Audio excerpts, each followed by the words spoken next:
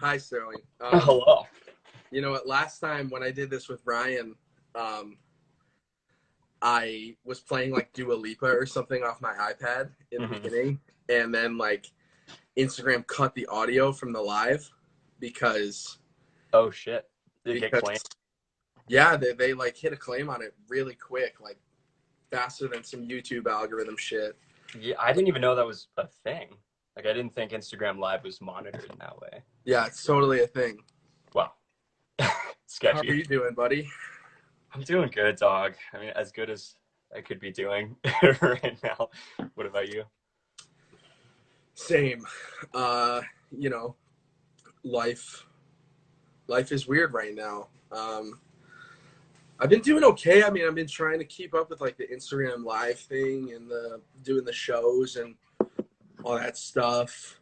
Right. And I don't know. It's cool. It's been keeping me busy. I've been shipping out merch orders, but I mean, it's also kind of insane just because it's like taking everything about being in a band and then making it accessible online immediately is pretty strange. So Right. it's okay, you know, but we're here. I got my coffee. Nice. Yeah, I just made a hot pot of Joe myself. Pretty stoked. Can't do the hot coffee ever. Can't do it. Someone I've been said, like rocking the hot coffee this entire quarantine. Like really? 3 to 4 cups a day on average of just hot coffee. Not my vibe. I mean, I respect it. I can do like a hot black coffee, Yeah, but that's exactly. about it. Someone in the chat asked where's the nicotine at. It's so hot out today. I'm just not gonna go outside and smoke cigarettes, Respect. but I am gonna vape. And I'm not condoning the use of nicotine or tobacco products to anyone under the age of 18. Just want to say that. Well, Sterling, for the four people who don't know who you are here, why don't you tell everyone what you do, who you are, and Sure. introduce yourself. Yeah, well, my name's Sterling. I play in a band called The Happy All Right. I make music. I chill. I played in John's band recently on tour. I'm sure there's a few of you in this chat who were witness to that, but Yeah, yeah, that's pretty much it. I just jam and hang out. hell yeah. Well, I think it's an interesting story how we met.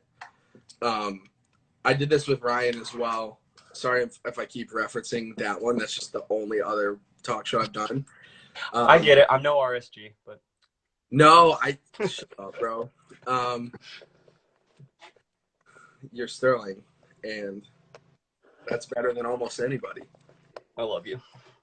I love you too. So I think, I mean, there's not much of a story by how we met, but I think it's kind of interesting, right? Like our bands started, we have a lot of mutual friends, right? Right. And I started seeing when your first, I believe it was the first record, was Run Home the first record or I mean, it was kind of our first record that had any amount of attention at all. it was like the You know what I mean? debut. Yeah, exactly. So when Run Home came out, I saw a bunch of my friends tweeting about it, and I was like, the artwork's cool. Let me check this out. Checked it out. I really liked it. And then like the next day, you were like tweeting at Northbound or something, or we were having some kind of interaction on Twitter. Right. And this wasn't even that long ago. This was like maybe 2 years ago at this point. Right. Yeah, almost 2 years ago, which is Almost wild. 2 years ago, which is crazy because it feels like I've known you for way longer than that. We've definitely spent enough time with each other for that to be the case. Yeah, that is true. But so me and Sterling were tweeting at each other on our band's accounts, and then we went on tour. This was before Sterling ever played in Northbound. We went on tour. We played in Denton, Texas, in a basement of a pizza shop. Yeah, shout out J&J's Pizza. Yeah, that On place the square. honestly rocks. And Sterling walked up and he's like, "Hey, I'm in that band, The Happy All Right." And I was like, "What the fuck?" And then we went to a diner, and the rest is history. Yeah. Beautiful. It's crazy, like, how the internet can kind of make you feel like you already know someone before you know them at all, which I think is like equally as toxic as it is positive. Of course. But when it comes to like peers and like-minded individuals, people who do the same things as you, Right. I think it's pretty cool. It's not cool when people who really you don't know at all feel like they're entitled to your anything. Yeah. There's a fine line for sure with using right. So I don't know. I wrote some notes here, but I kind of just want to freestyle, have a little conversation with you. I want to try to keep note. We went live at about 4:05. Instagram cuts off lives at the 60-minute mark. Okay. Skylar just said, your story with Ryan Scott Graham also ended with we met at a show and then went to a diner.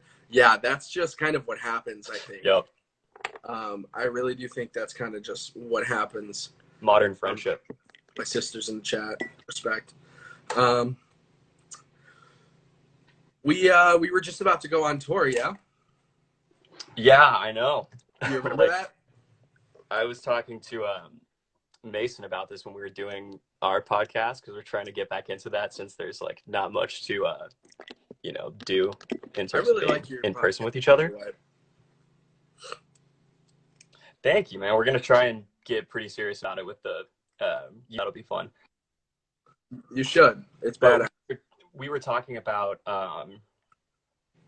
how it's basically been a month since we got back from the last tour that we did, like to the day.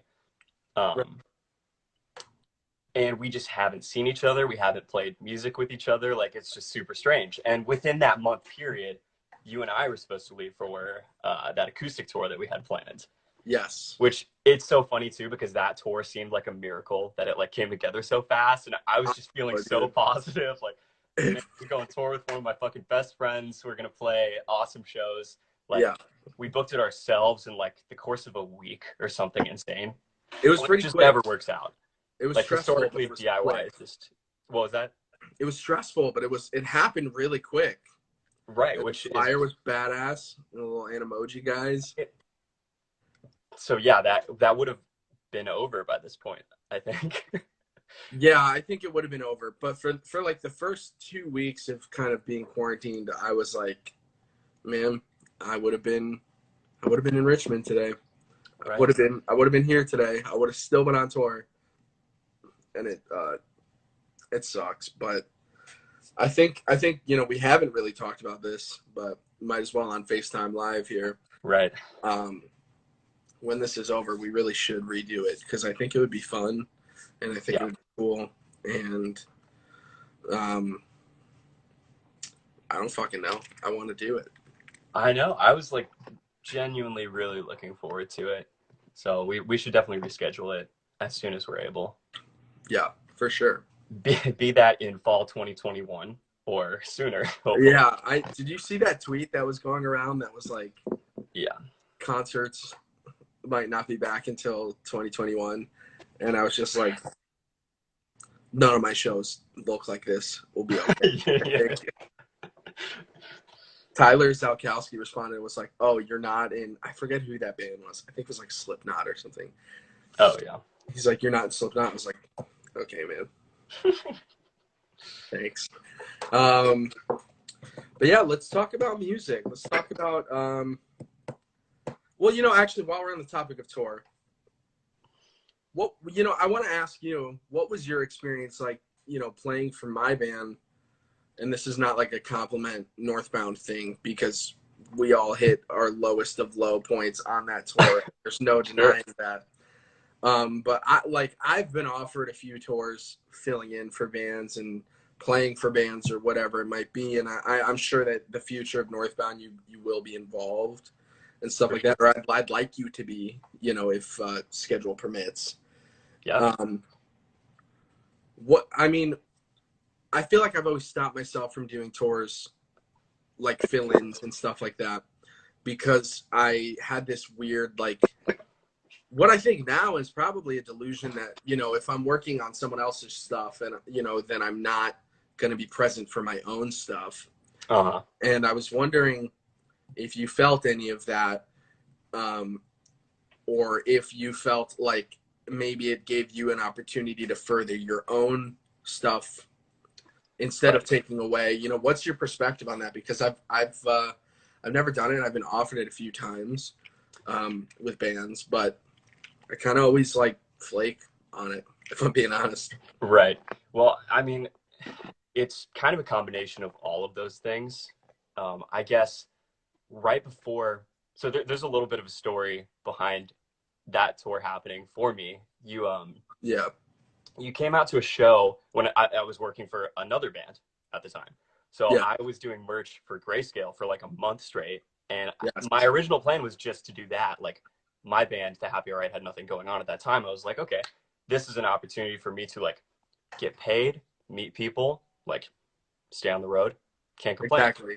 And that was only going to be like a month. You know, I was going to get back to my band shortly after. You came out to the Orlando show. I'm trying to remember, had you already heard about your opportunity of going on the Simple Plan tour at that point? Here's the thing that I think we're both forgetting. We planned to do a full band Northbound Happy Alright tour together, and then we couldn't do it because we got the Simple Plan offer.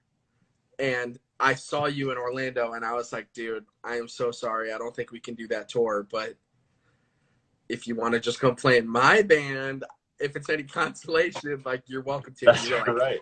You were just like, yeah. And I was like, okay, sick. Let's get you a flight. And it was I mean, that's the thing is like, not only do I love your band, like we both, you know, loved on each other's art pretty intensely. And bodies. Yeah, I've been a huge fan of your music for like a long time. And that mixed with just like the opportunity to play like the biggest fucking shows I could imagine ripping, you know, it's hard to say no to that, obviously. I think most people would jump at that opportunity. And yeah, it's just a combination of like staying out on the road. Like it does trickle down in a weird way to like your own music. Like I think saying yes to like other opportunities is kind of just like a good thing to do. Like I'm trying to be less closed-minded, trying to play with other people, write with other people. Like, yeah, I'm like getting into producing finally, which is something I like never really thought I had the ability to do until recently. And now I feel good about it, you know? So I feel like when you take these kinds of opportunities, you learn more about yourself and you end up kind of like, I don't know, developing new skills, meeting new people. Like it's beneficial all around. Yeah. I could see that being the case. I mean, I've told you this because there's a lot of weird crossover between the Happy Alright and Northbound. There's weird crossover with my band and like a lot of our friends' bands because it just winds up that we met on this tour, and then, you know, you had Andy who's been playing with me for like 3 years. Right. You had him come out during the demo phase of Thank You Very Much. Correct. And not the demo phase, the recording phase too. Both, yeah. So our bands were already like, if we were cool enough to have Wikipedias, we'd already be associated acts. Right. And I've told you like, oh, if THA ever needs Hit Me and Andy Up, we'll come out. You know what I mean? So I am like open to doing it, but I've never done it. So I just wanted your perspective on it. But I think that's a good frame of mind because I think even if it's not directly working on your project, right, you know, when you're working in the space that you want to thrive in, you know, whether it's a big tour or a small tour, whatever, you're going to meet people, you're going to have experiences that I think will help you, even if it is kind of taking away. And I felt bad because you dropped your album, you dropped like the first single, like literally you right. got off a plane from Dallas, you got into my truck in Fort Lauderdale, and you posted the song. Mm-hmm. Like you posted the first single, I believe. Yeah, October 18th. I remember we were like in the car and I was like, shut your push notifications off. Just put the song out. Shut your notifications off and just like live the day and then check back in on it later because you, like me, this is something Ryan also said when you release stuff, there's always that like fear and that anxiety that happens. Of course. And I have learned that shutting off the notifications is a very good thing, which you've taken very far, I think. I'm a do not disturb adopter, and it's become like a major part of my life. You Like, I are feel like for a lot of people, this like quarantine situation has kind of made them like crave social interaction and like, reaching out to people and stuff like that. I almost feel the opposite has happened to me, and I'm like, do really, not disturb in like more ways than one. yeah. I love you dearly, but you are one of the hardest people to get in contact with. Uh, It's crazy. I know. I'm so sorry. I gotta call your parents, be like, is Sterling awake? No, just kidding. But yeah, it's weird. I think my default is like I think because of touring, my default is like, you know, section A of my life is go, go, go, go, go, go, go, record, tour, meet people, never sleep, etc. Section B of my life is don't talk to me. I'm in my room forever. Yeah, And for sure. it's a weird thing. That's something I actually wrote down that I wanted to talk to you about. Like, do you find yourself getting like socially? You hear people say like emotionally exhausted, physically exhausted. Do you feel ever like socially exhausted when you're on tour? Because that happens to me Absolutely. like significantly. And I think we've talked about it a little bit being on the road where we're all just like, oh, this is so nice. We're all in the same room, but we're like not speaking. And it's like so great. Right. You know what I mean? Yeah, luckily, I feel like we were all kind of on the same schedule in terms of our like social interaction tolerance. You know what I mean? Like we would all kind of like sync up in terms of wanting to take just like a YouTube break or just like everyone sit on their phones and chill. Headphone break. And I love that. Yeah, I mean, the thing is, like, truly, I'm an introvert. Like, I'm just a shy, quiet little boy. And I don't like, I have to really bring it out of me to be like, I don't know, like talkative or super like outwardly engaging. Like, I'm a very just like quiet thinking guy. And I don't like, I'm not extremely outward with my feelings or it takes a lot for me to be like extremely present in terms of just like being the face of something. So being on tour especially is like you're kind of on 24/7 in a weird way. Yeah. It's And very demanding sometimes. yeah. I feel like I relate to that. I feel like when I was younger, I used to love just like center of attention. I was loud guy. I was like the guy in school who like was on academic probation, almost getting kicked out, but like I was still the teacher's favorite because I was just like Right. an obnoxious loudmouth. And I feel like as I get older, I am becoming more and more introverted. And then when I'm on stage, I'm the front man of a band, just like you. Right. And it's like, it's not like it's not like a different person, but it's like a different part of my personality. And Yep. I do feel like it takes like almost like talking into myself to like get myself up to that point sometimes where like, dude, I've had shows. I mean, we've played some big shows, but I mean, like you and I have played some big shows, but I'm saying like even before you played in Northbound, like I've played shows in like a basement and there's like, 20 people there and I'm in the bathroom looking at myself in the mirror and being like, you are good. You Right. can do this. Like that, like anxiety. But then, you play the first song or whatever and it goes away. But I find myself like after I play, I need to like separate myself. We did this a lot on the tour. We would just like, we'd finish playing, we'd load out, and then it's like, we just must immediately separate Yeah. and just like come down from that because when your natural personality is not a crazy guy, you know what I mean? Like, Right. especially me, I'm like, what's up, motherfuckers? Like, you know what I mean? That's not really like how I am, Right. face to face. But it is, in a way, it's like a section of my personality that like I feel like I can only access when I am on stage. Absolutely. But I get this like weird anxiety come down afterwards where I'm like, I feel like I just ran a marathon or something and I'm like, Yeah. I need to just like fucking chill for a second or else I go somewhere that is not very like I don't even know the safe. It's not that it's not safe. I just go somewhere it's not comfortable.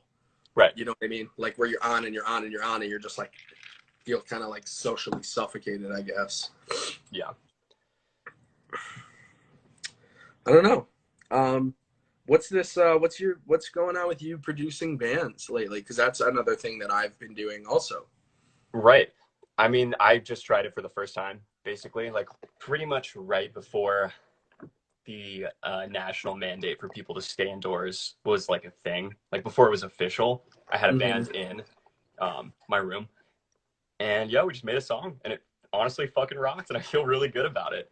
Like I've never mixed or produced or engineered anything that wasn't mine, so I took a chance on a friend who's someone I believe in, someone who's never had their music recorded, so it was kind of like both of our first times to kind of like Right.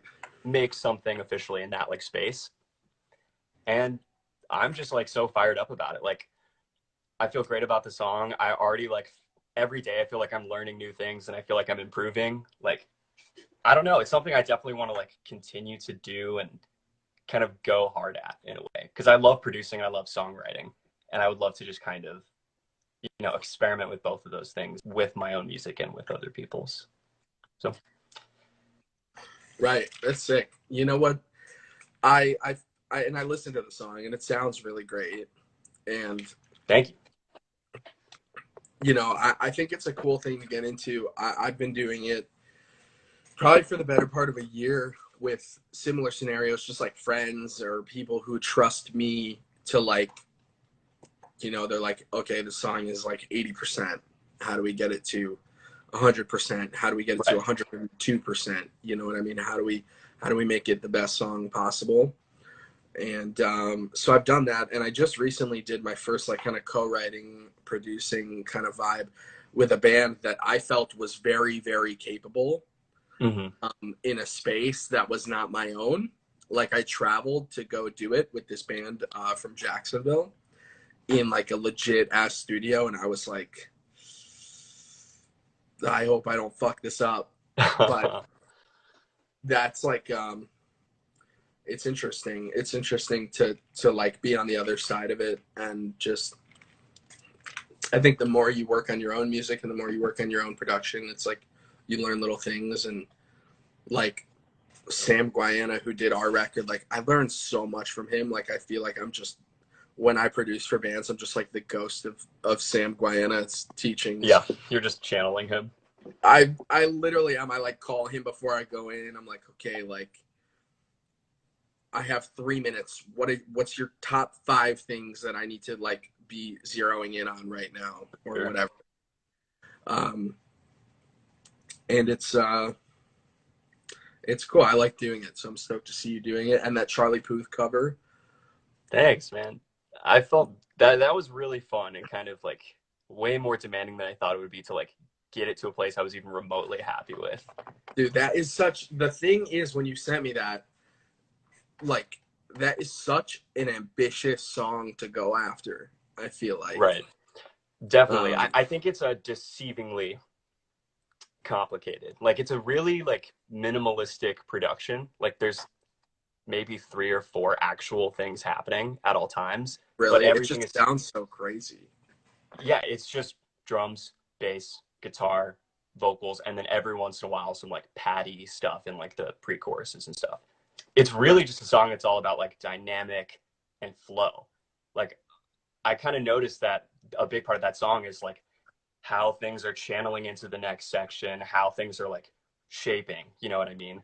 Yeah, Like that's there's a another lot one. of like expanding and kind of compressing, for lack of a better word, like a lot of that. Yeah, that's one of those songs that, and like I've also been obsessed with that like new Dua Lipa record where I think there's so much to be learned about like making, like sometimes making a song really cool has nothing to do with like adding a bunch of shit. It's like when you drop 80% of the tracks and it's just the top line, and it's like that's the moment right there.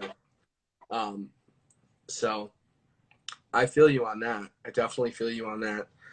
What do you think is like the most valuable thing you've learned from being on the other side of making music, you know, being in the support role rather than being in the supported role?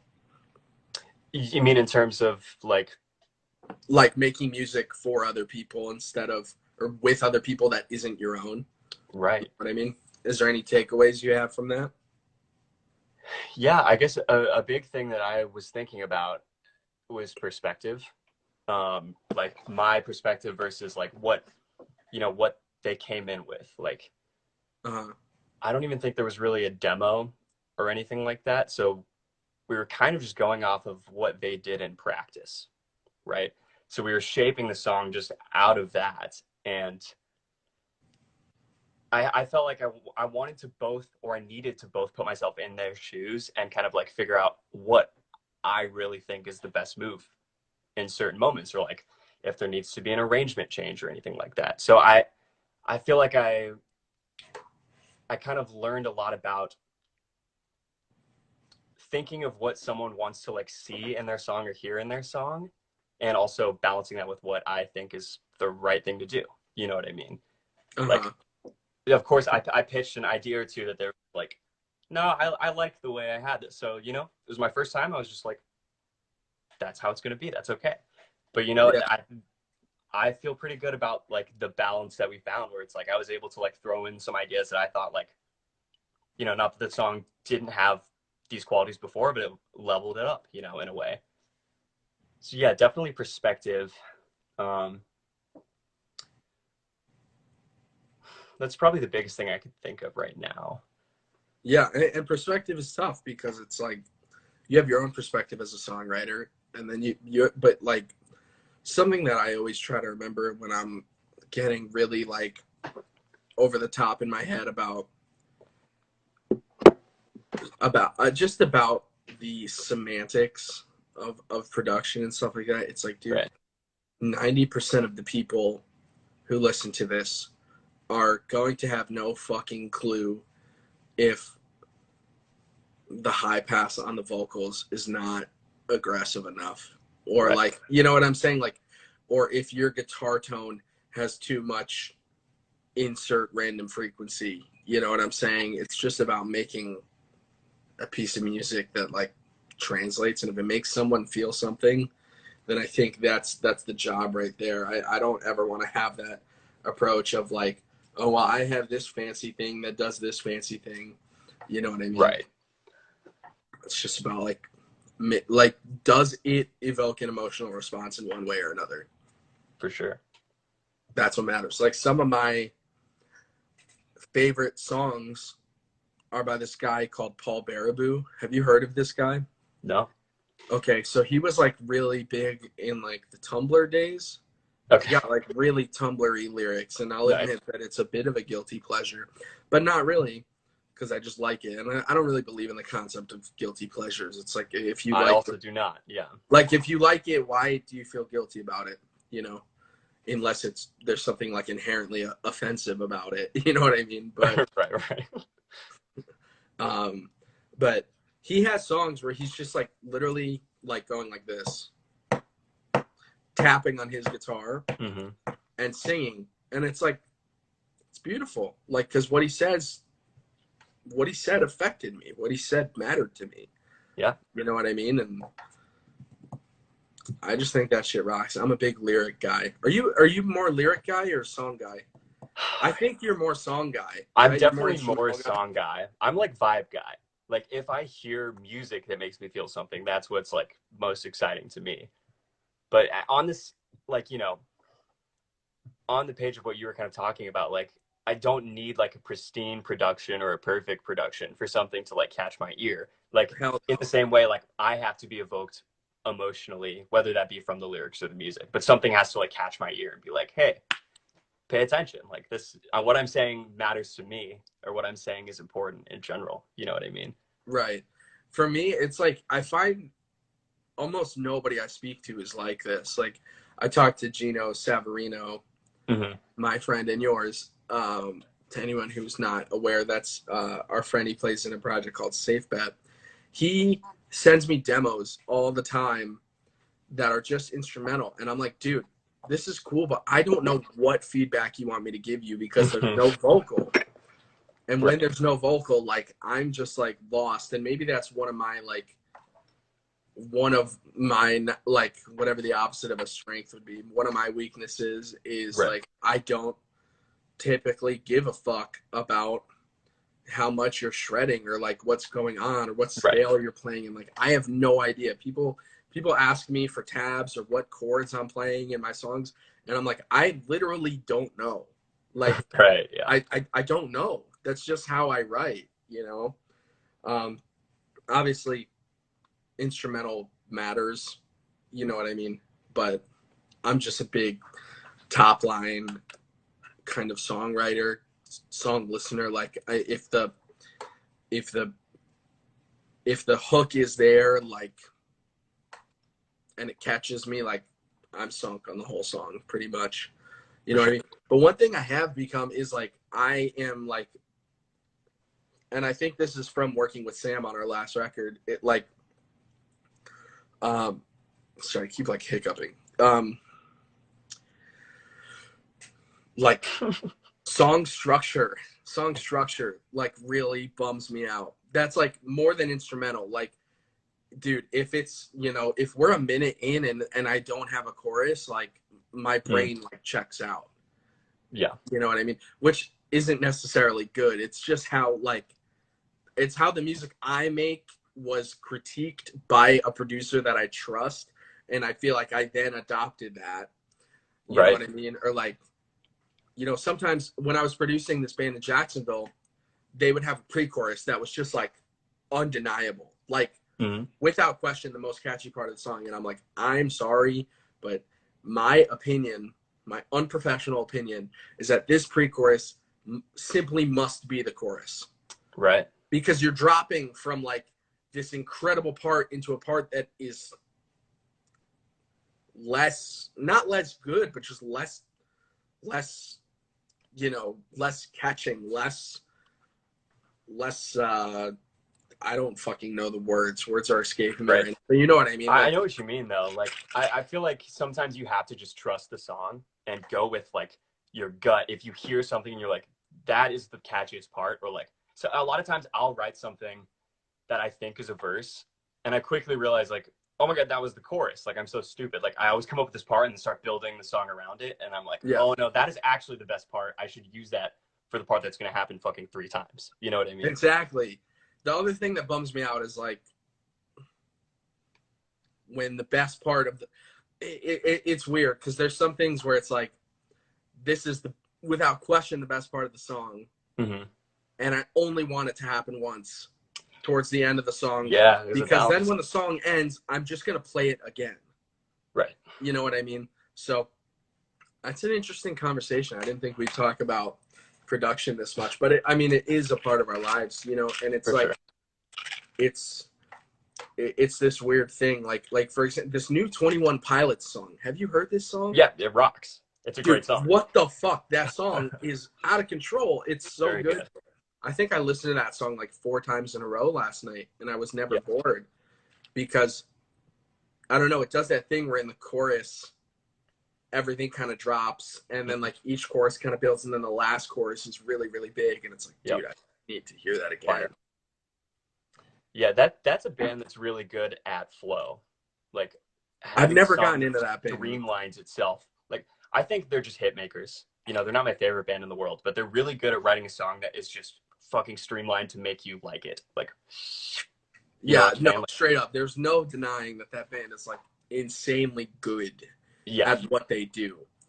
But I don't know if the whole discography is for me. Yeah, for sure. But I feel like that's just because what I've heard on the radio and stuff like that, I haven't been a fan of. But I've had some people whose musical opinion, like, that I really, really respect and admire, be like, yeah, you need to listen to that entire record because there's really good stuff on it. But I don't know, that song really took me for quite a loop. That was surprising. Yeah, it's good.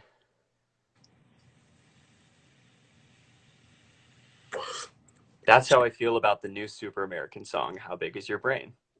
Dude. Great comment. Stay bitches. I don't even want to talk about this band because I'll never shut up. Like, They're awesome.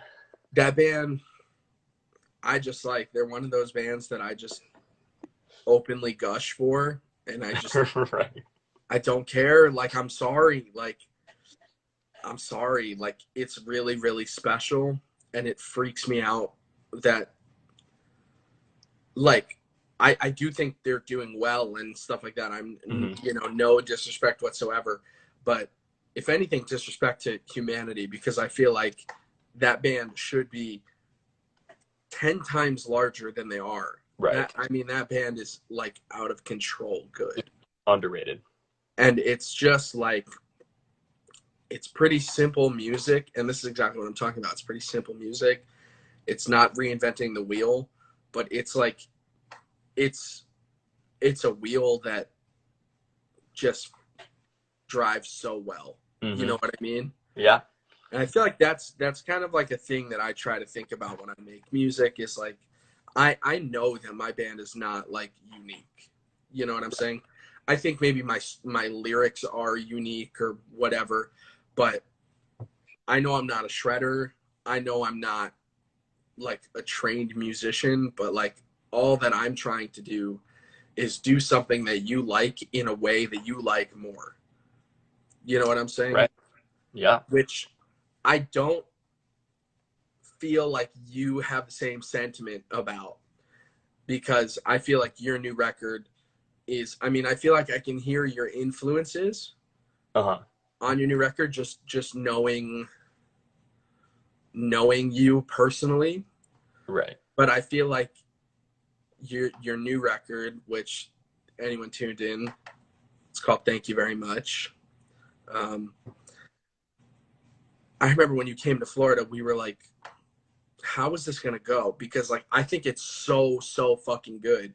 Right. Like, I literally I couldn't fall asleep last night, and I was listening to your album. Like, damn, thank you. No, like, I genuinely love your music. Right. And do you feel like, I don't know, like, I feel like when you sent me the record, like, before it came out, I was like, this is a huge departure, and I don't know how people are going to take it. And I really hope that they take it well. But it felt like such a massive departure from anything you've done. But now when I look back on it, it doesn't feel that way at all. It just kind of feels like that sound is what I think of when I hear Happy All Right. Do you look back on it and think, oh, that was a departure, that was an interesting move, or does it just feel, you know what I mean? How has your relationship with your album grown as time has gone on? That is a fantastic question.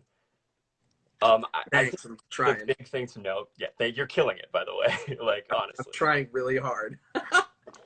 I mean, the thing is, in terms of departure, it was definitely like a conscious departure.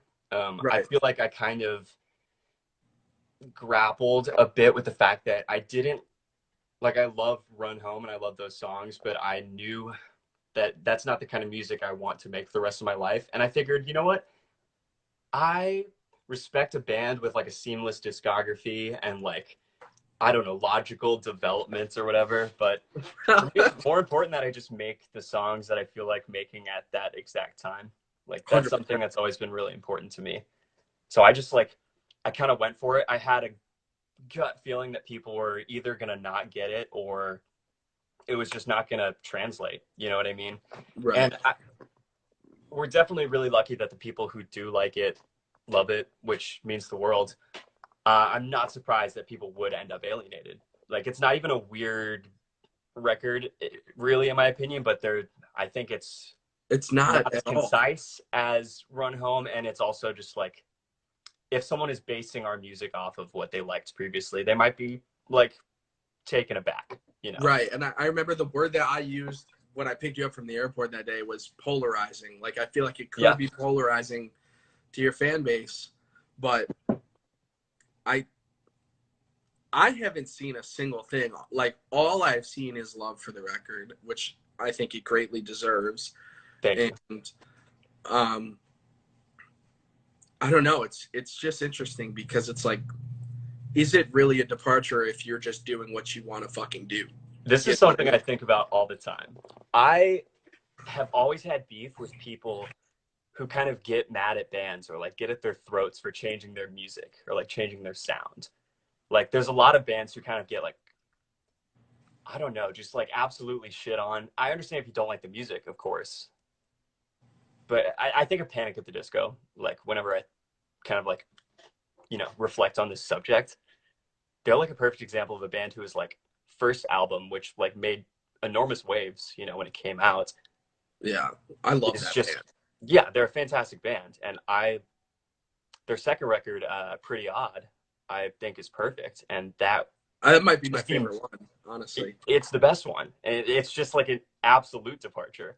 Like they literally just made a different band practically. Just made like weird Beatles acid music. Right. And I can imagine, like, I wasn't, you know, like following them at that time, whatever year that was, like 2009 or 2008.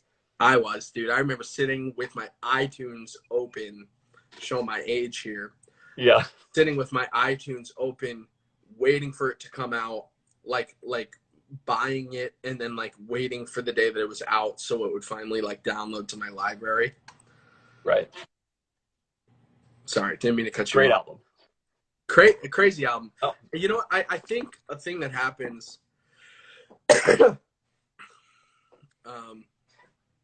love you guys, but am watching Z Nation. Please go live tonight. Yeah, I was just reading that. What is Z Nation? You can rewatch these later, can't you? Like this stays up on your... Yeah, it'll stay up on my Instagram for like the next 24 hours, just like a story. And I'll probably upload it to YouTube.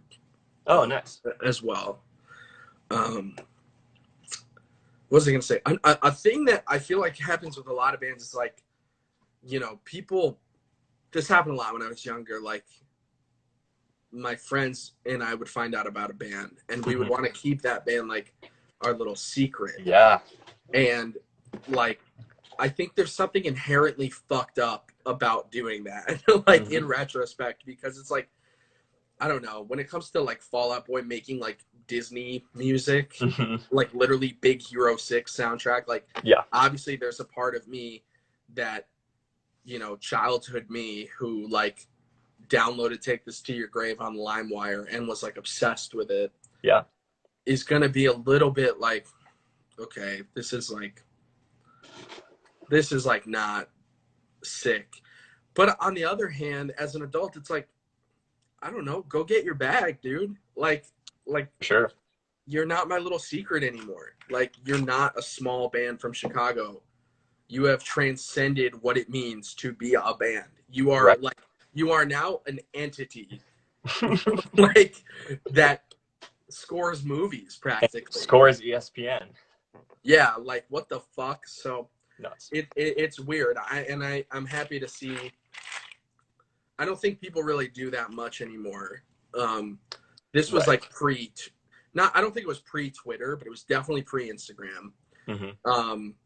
Just like that mentality of like keeping things a secret and getting kind of mad when your favorite band gets bigger, or like when they do something different. Right. It's like, you should be happy, you know what I mean? You should be, you know what I mean? You don't have to like the music. Go ahead. Sorry. Oh, I was just gonna say, like, you don't have to like the music, but like you can respect an artist like making a living off of their music. Like, isn't that what we all want? Like, doesn't everybody in this planet want financial freedom, especially financial freedom doing the thing that they like to do? Right. You know what I mean? I think it can get a little bit hairy when you know, you can kind of tell that certain things are like really canned and just like not very, like, objectively not good or objectively not them, you know. But it's one of those things that it's like, bands are gonna change, like people are gonna change. Like I don't know, like, dude, I make all kinds of weirdo music, and like I don't put it out because I'm like, you know, if I put this out on a different name, is anyone going to pay attention to it? If I put it out under Northbound, is it going to just like destroy the following that I have? Right. You know what I mean? But it's kind of like, I kind of don't want to care about that anymore. I kind of just want to like make whatever the fuck I want. Right. We have another great comment from Stay Vicious down here. Mm-hmm. A lot of people are just afraid of change, but the right people will be happy to see your growth. I couldn't agree with that more. I feel like even like 100%. selling out aside, like I feel like What as is a fan selling of out? bands, what's that? What even is selling out? I'll sell out. Where do I sign? Let's go. Yeah, like gladly. I don't want to live in my parents' house anymore. Like I'm ready for my Same. career to make sense. Like, but go ahead. Yeah, I was just gonna say, I feel like if for me as a fan of a band or an artist, I enjoy watching their growth. Like even if they make a record I don't like, I like kind of seeing and thinking about why they maybe made those decisions or like why they went in that direction. Like Yeah. even if it sucks, I still usually am not like never listening to that band again or like fuck those guys. Like they're idiots. I Yeah. feel like some people I feel are like very just violently disapproving. Violent is the word. I feel like I almost never feel like fuck those guys about literally any artist ever, because I just where Right. that aggression would be in some people, I just feel like a massive indifference.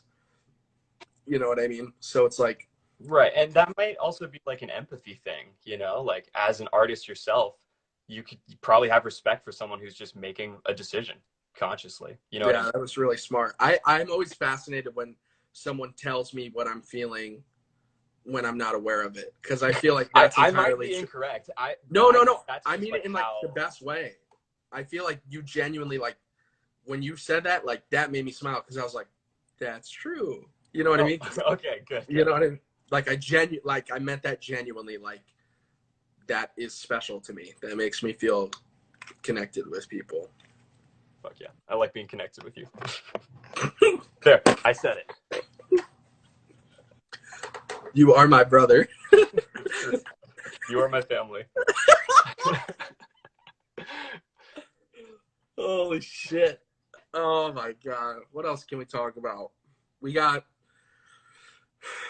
I'd say we have like 10 more minutes before we should end it, before it cuts. Okay.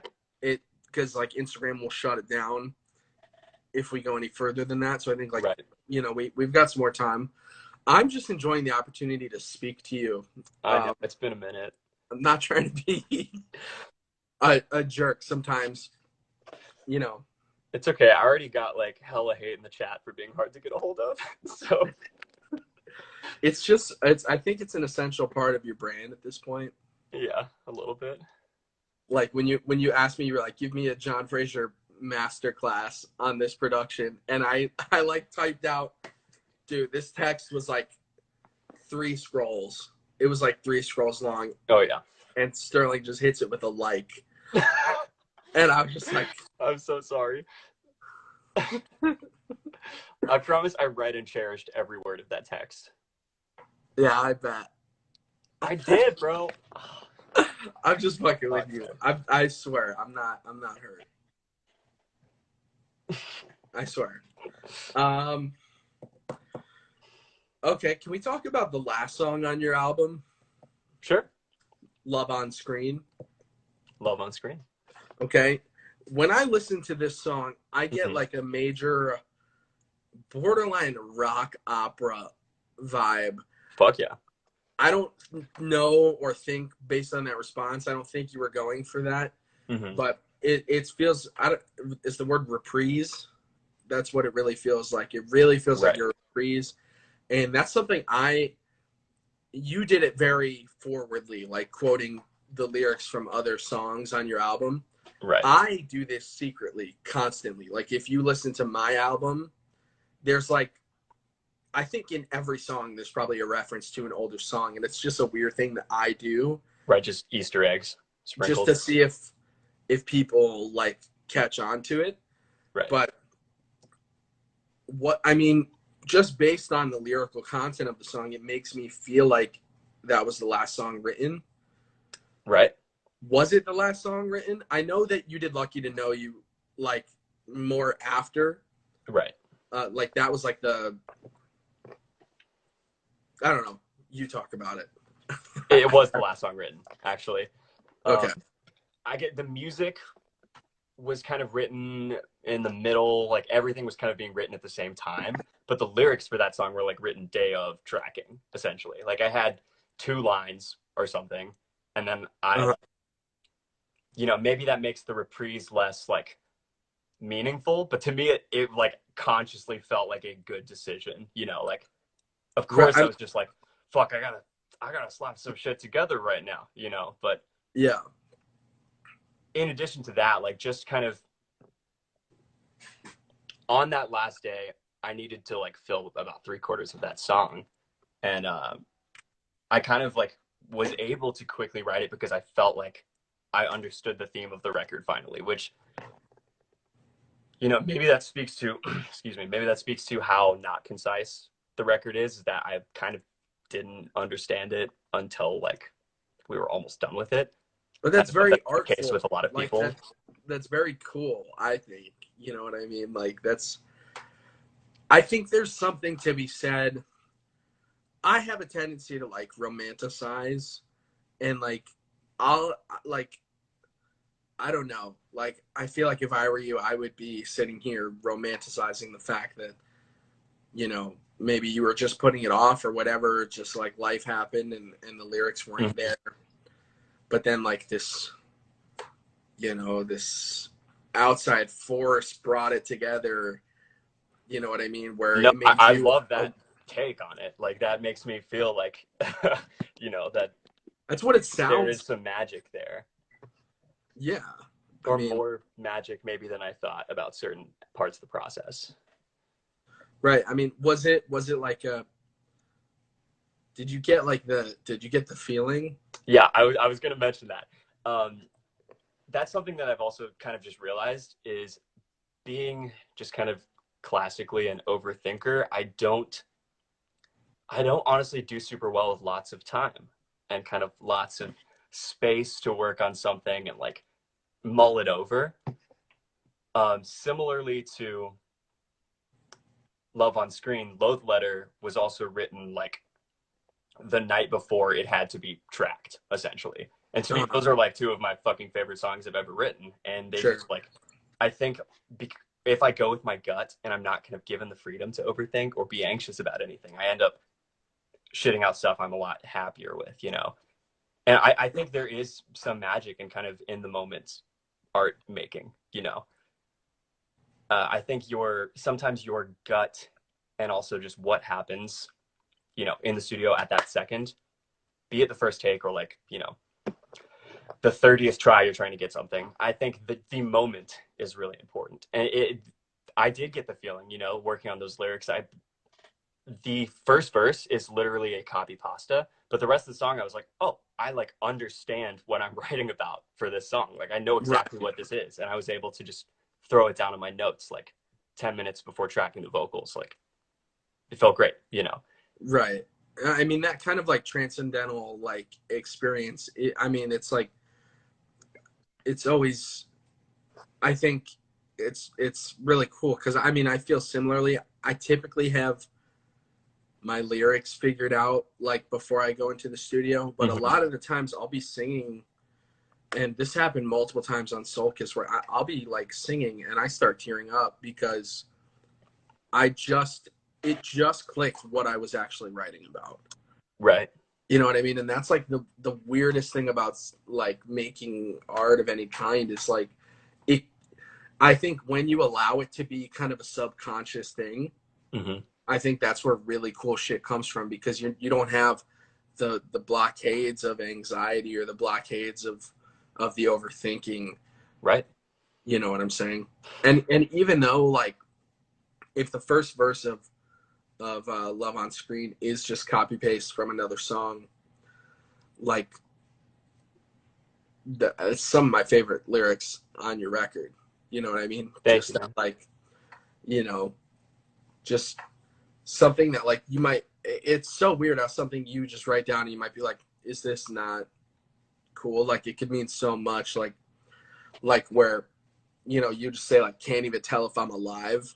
I don't know. I've always really like connected with that line because it's like sometimes you just like, I don't know, having like dissociative anxiety or like just feel separate from your emotions. And it's Right. just like, it just hits. It might have been something that just like rolled off the tongue for you. And then later on you realize how much meaning it has. And then other people can apply their own meaning to it. And it's very cool. I didn't mean to derail you if you were like, No, you were saying something about love on screen and recording it. I mean, I don't really have much more about that, but in terms of like the idea of subconsciously working on something, you know, actors and improvisers and comedians use this term going up a lot that I love. It's kind of just when you're like in the zone, you know what I mean? Like you're basically just so in sync with your like way of improvising or performing like your art that it's just happening almost on a subconscious level, and you're just creating, you know, like almost like jamming. I don't know if like you've ever had that experience when you're like sitting around with someone and you're just like playing music, just completely vibing out, and then something really like cool happens. That's where the purest and best art always happens, when people are just completely just free of anxiety, free of judgment. You know, you're not thinking like, is my friend gonna hate this riff? Like, you know, am I overstepping my boundary? No, you guys are like playing off each other. And I feel like that's when the best stuff always happens, you know? Yeah. And I'm always striving to like reach that state, but I feel like you can't force it. You can't make yourself. Not at all. And I was going to say, not that I think anything I make is the best or the most, you know, pure, you know, but I tend to like, I put the guitar down if I can't get into that state. Yeah. Like, I just do. That's why sometimes I can write 3 songs in 2 days, or sometimes I can take 6 months and write one song that I'm not that happy with. Like, because I feel like I must be in that place for it to really work. And you've told me before, correct me if this is not accurate, but sometimes you'll write songs just like playing guitar and kind of like improvising melodies and like just every time. Word shapes. Every time.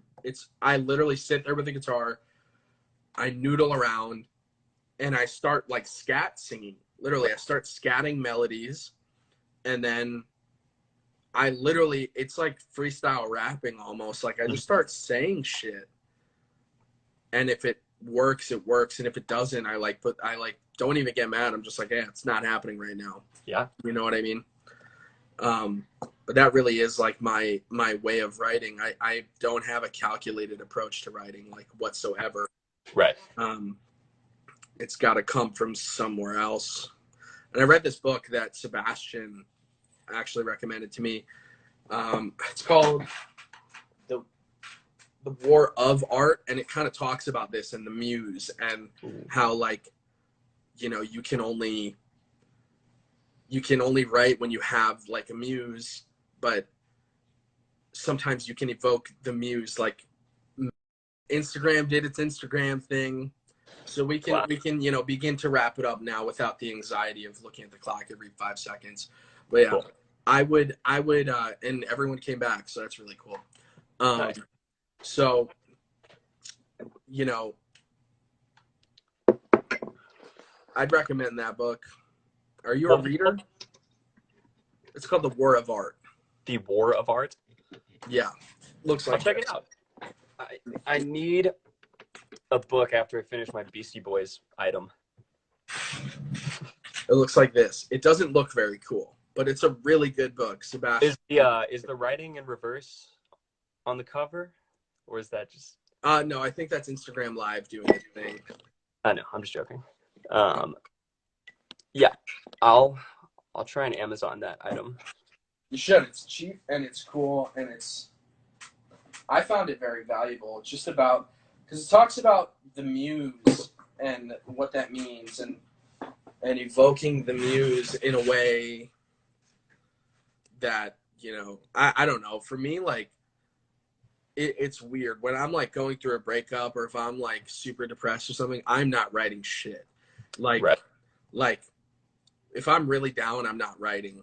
I find if I have like a new thing in my life that's very exciting, or like traveling or whatever, that's when the inspiration really comes. Like I don't really write well.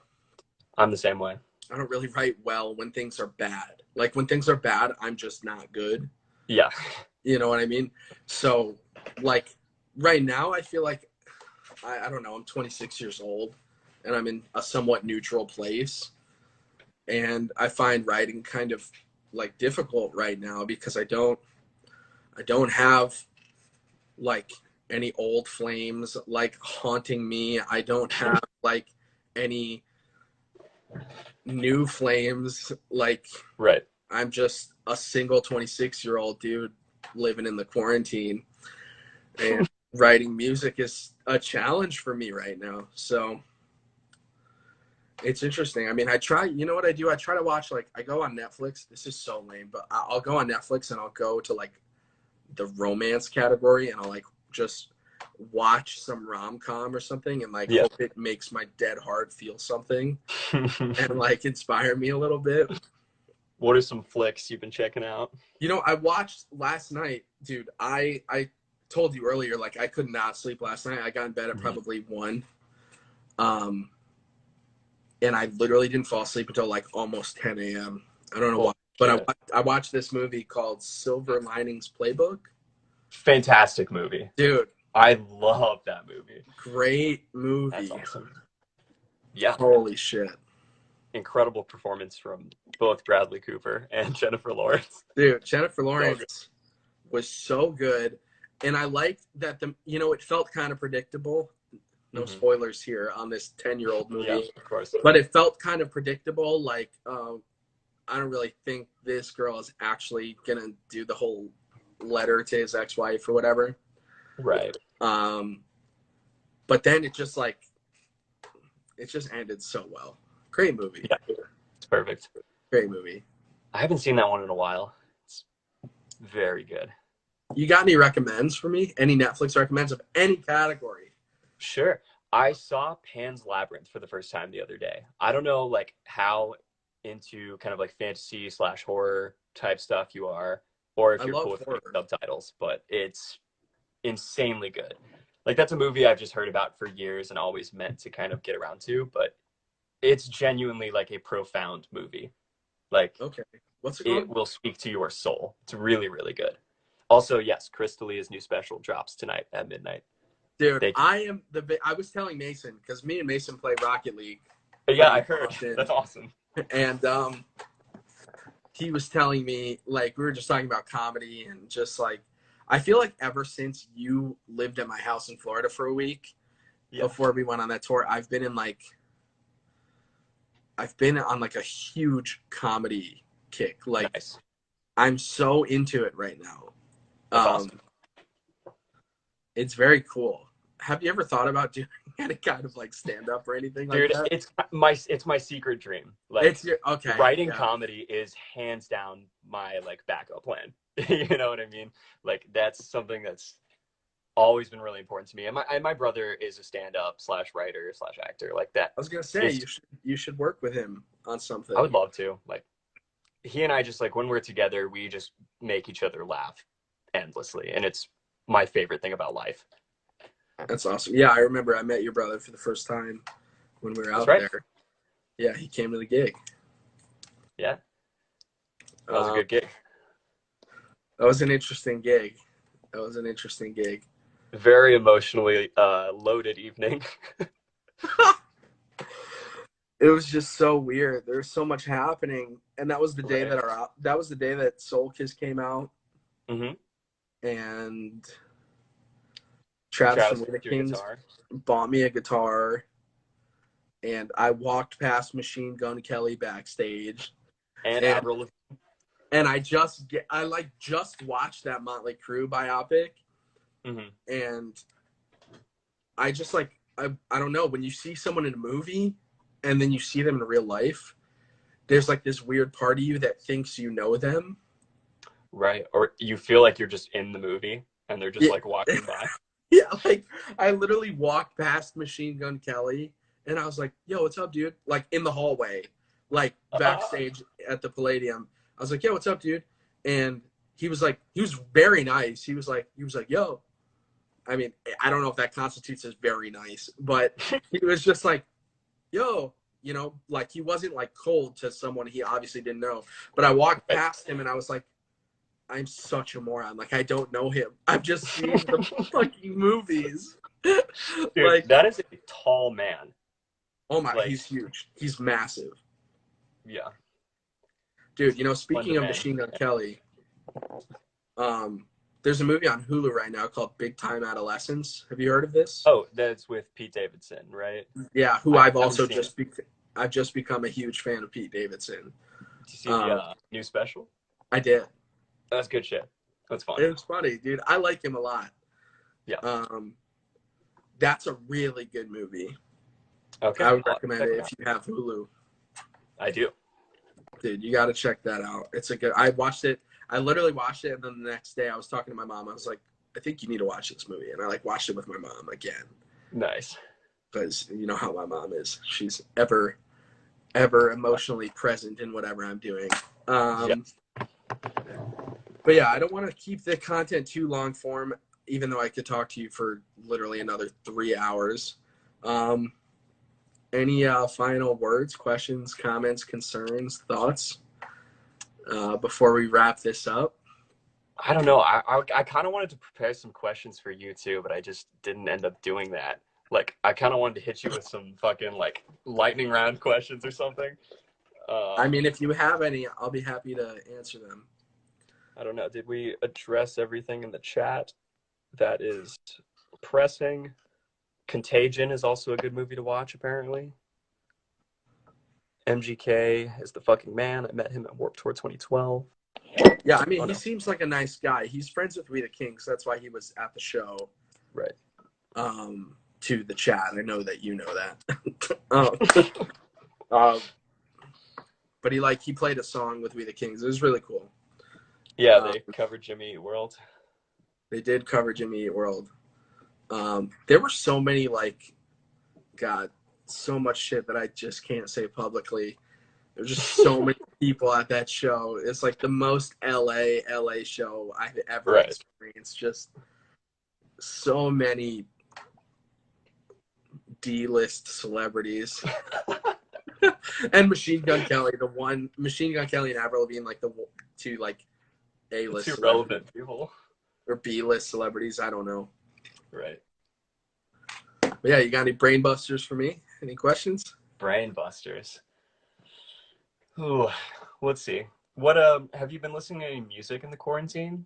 I've kind of found it a little hard to come across new stuff that I'm just kind of returning to comfort shows and video games and films that I've seen a bunch before.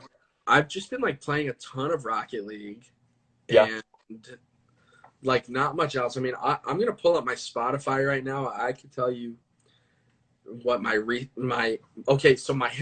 heavy rotation right now. I've got One Fell Swoop by the Spill Canvas, brand new record. Just kidding, it's extremely old. I've never listened to that band. I've got Suffer On by Wicca Phase, Springs Eternal. I've been kind of into Wicca Phase recently. The new White Reaper record is pretty cool. Have you ever listened to that band? No. Dude, they sound like Metallica with not Metallica, maybe Motley Crue with modern kind of riffs, but the singing is really 80s feeling.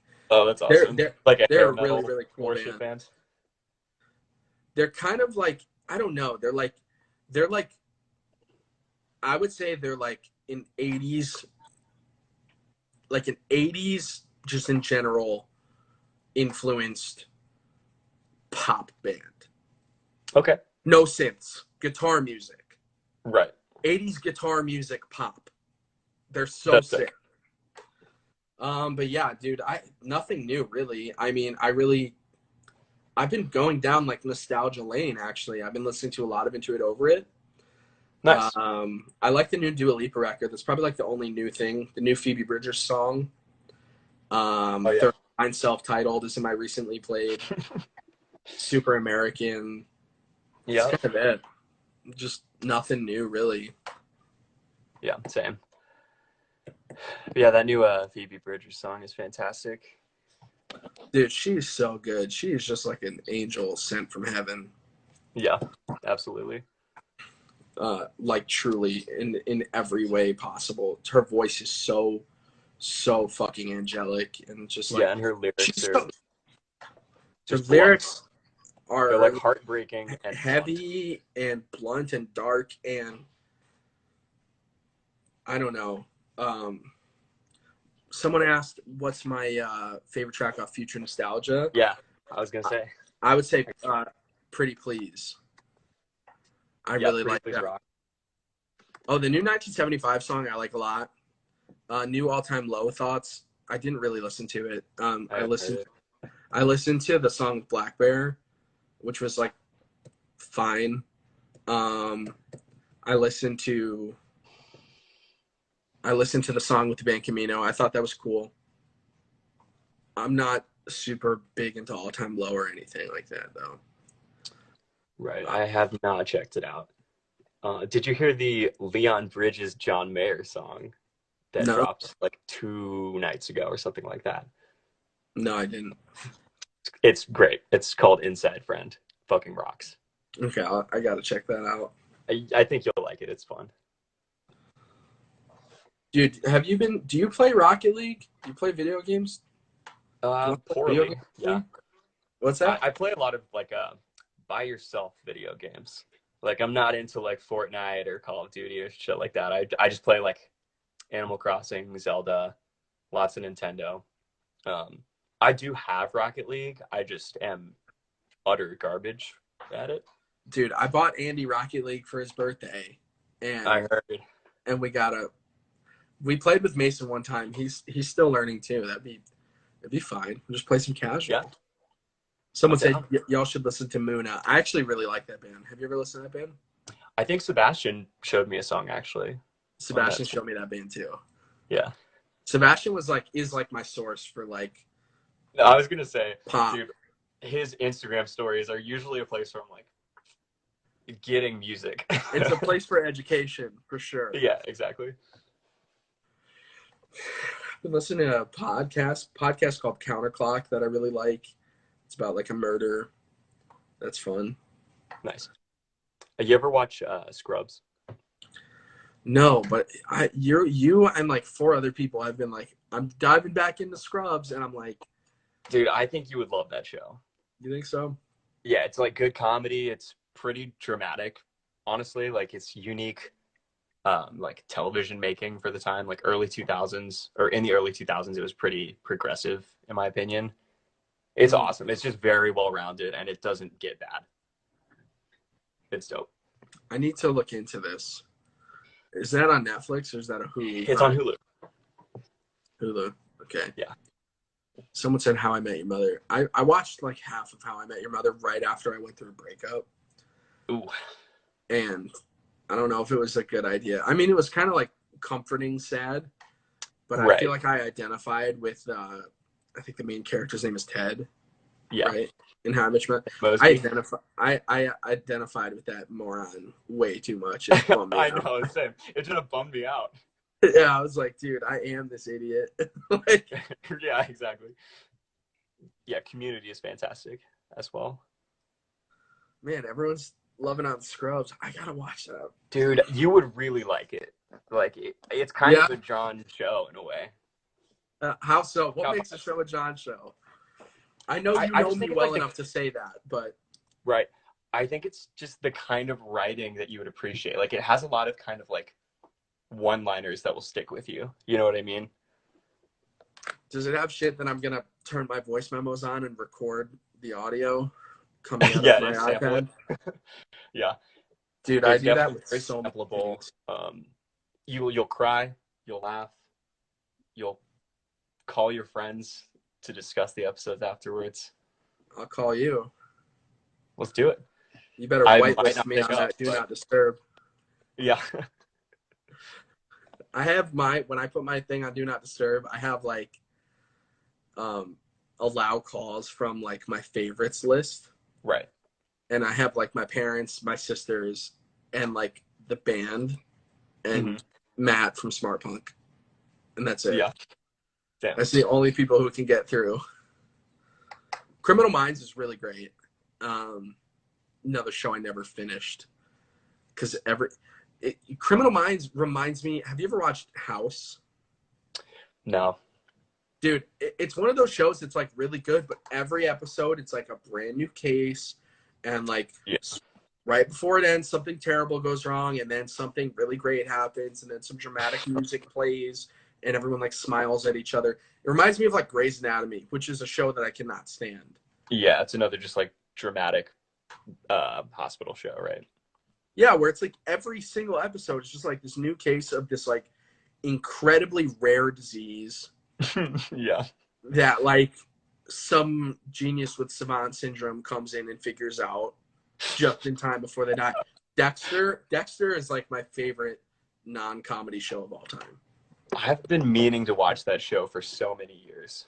Dexter, it's really good. Yeah. It's like when you watch it now, because it came out a while ago, when you watch it now, it's like a little bit campy at times.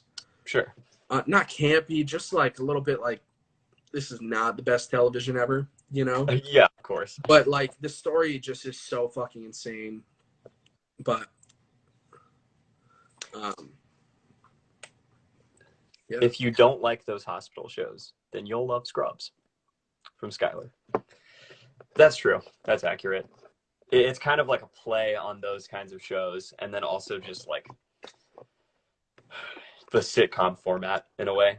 So it's exciting. Yes, Lost also. Lost is fantastic. Dude, Lost is so good. Oh my god. Dude, I binge watched Lost with my mom. I was like in a really depressive state a couple of years ago, and my mom was like, you know what we need to do? And I was like, so my mom has watched Lost like 5 times. She's like obsessed with it. Yeah. My mom's like, I think we need to watch Lost together. And I was like, okay, how much of an investment is this? And she's like, depends on how much we watch, but at least a month and a half. And I was like, okay. And I watched like 1 to 3 episodes of Lost every day with my mom for like a month. That's awesome. And it was like really healing, honestly. Just like, it's a nice thing to just like get into something with somebody. Definitely. I have no taste and keep watching The Office.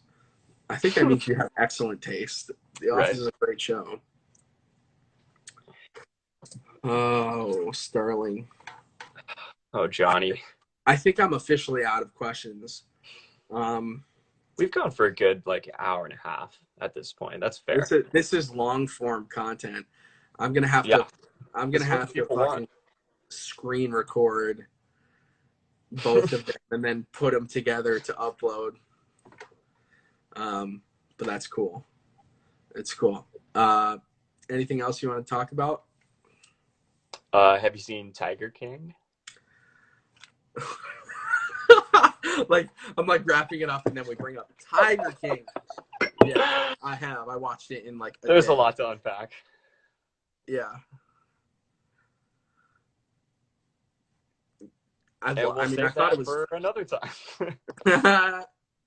You could do a whole episode on that show, but absolutely. I really liked it. I feel bad for Joe Exotic. I don't think he's a good person. I think everyone on that show is certifiably, you know, to be politically correct, probably clinically insane, you know. Right. But I felt bad for the dude because he's just like a fucked up guy. And then that Jeff Lowe guy came in and just really pushed him into a lot of shit. And I mean, it was gnarly, dude. Carol Baskin is so fucking horrifying. There's no doubt in my mind she killed her husband. There's like no doubt. Psych. It's pretty weird. Okay, y'all watch TikToks because they are funny as fuck. I do watch TikToks. It's a weird thing that I enjoy. There's this dude on TikTok who does a really good Donald Trump impression and a really good Obama impression, and he like makes these skits where he's, you know, talking, you know, he'll be like Obama, you know what I mean? It's just like so good. They're like, it's like Trump and Obama having a sleepover or like talking about girls. It's funny. TikTok, I mean, I'm a little old for TikTok, but so some of it makes me cringe and eye roll, but there's some fun content on there.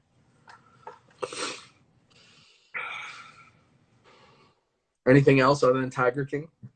I'm racking my brain, but I think that's a good stopping point. Yeah, I think we did great. I really enjoyed this conversation with you. Yeah, this was nice. It's been a minute. It's overdue. Overdue. Yeah, it's kind of like we're just chatting, but there's people watching. Right.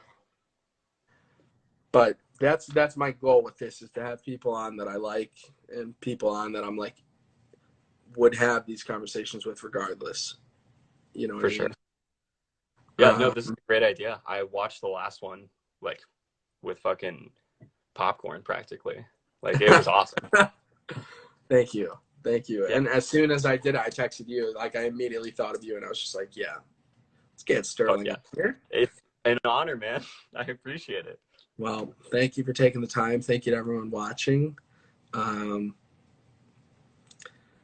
my God, Skylar says Pits and Peaks. I feel like we must do Pits and Peaks real quick. Yeah, to anyone who doesn't know, maybe you should explain it, because you brought Pits and Peaks to me, so you explain it really quick. Right. So Pits and Peaks is something that I learned from the Grayscale camp. Basically, at the end of your day, you know, say you're on tour, show's over, you're all back in the van. Everyone in a circle, you go around, you say the best part of your day and the worst part of your day. But you start with the worst part of your day. So no one's ending on a negative note, right? Start with your pit, and you say your peak. You finish, everyone gives you a little bit of encouragement. You pass it along. So just as an example, I'm going to get us started here. Okay, wait, really quick before you do that. Yes. My favorite thing is when we were on tour, we would be like, we would interrupt each other and just go, auxiliary peak. Yeah, you just add Pits and Peaks. Because you forget about some of the good things that happen through the day. And then you add and that's perfectly later. Acceptable, I think. I think that should be allowed within the Pits and Peaks format. Okay, so go ahead. Why don't you give us a Pits and Peaks for today? Yes, let's go. Pits, honestly, today has not been extremely eventful. Let's see. I guess I also got very little sleep last night, so I woke up feeling just pretty garbage, and I went for a run. It was cold outside. They sound like just like the worst things to possibly complain about, but I feel like during the quarantine, it's these little things that you attempt to appreciate a little more. Uncharacteristically cold for Dallas, Texas right now. It's like 40 degrees outside. That sounds so nice, dude. It's so hot out here. Oh, I'm sure.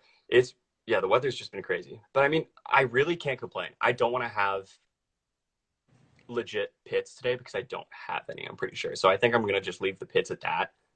Peaks, been working on a song that I'm really happy with. I've had writer's block for fucking a month at this point, and it broke through like yesterday, and I've just been stoked on it and just continue working on it this morning, and it's going well. It feels nice. And yeah, my other peak is this has been a fucking really nice chat, and I appreciate your existence. Those are my Pits and Peaks. Everybody in the chat, cheer them up. Thanks, guys.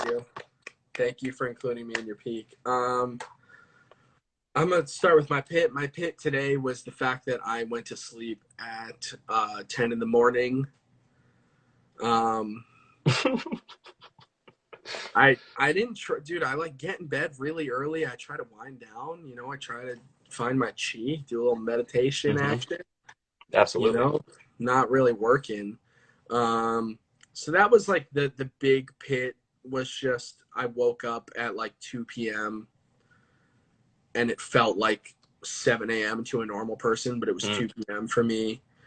And I would say my peak was just doing this, you know, it gives me something to look forward to, and just catch up with my friends. And it kind of just like, you know, all the digital stuff is really cool, like the live shows and stuff like that. But when you play a live set and then, you know, you get off the Instagram live, there's this feeling of like, there's this like really weird Black Mirror feeling of like, yeah, oh no, I'm actually alone right now. Like, yeah. So doing these has been like really good, I think, for my mental health. Just to like have something to like put on my like little dry erase board calendar up there, and just like look forward to and promote and just like stay working on something. So yeah, that's my peak, is just doing this and getting to catch up with my friend Erling, as I call Fuck you. yeah. That's awesome. Let's cheer him up, guys. Thank you. Throw some clap emojis in that chat, please. But solid round. Okay, yeah, let's wrap this up. Thanks again. Thanks to everyone watching. We hope you have a great day. Sterling, I love you. And I love you so much, man. Aw. I will catch you later. And I think I'm going to try to do another episode on Friday. I just got to confirm my guest of honor for Friday. And we'll be good. So tune back in on Friday. Thank you so much for watching. Yeah, and thanks for having me. Thanks for watching, guys. Yeah, I'll talk to you later. Send me that song when you're done with it. I'd love to hear it. Yeah, bet. I will. And let's play some video games soon or something. Down. All right, dog. I'll see you later. Bye, man. Bye.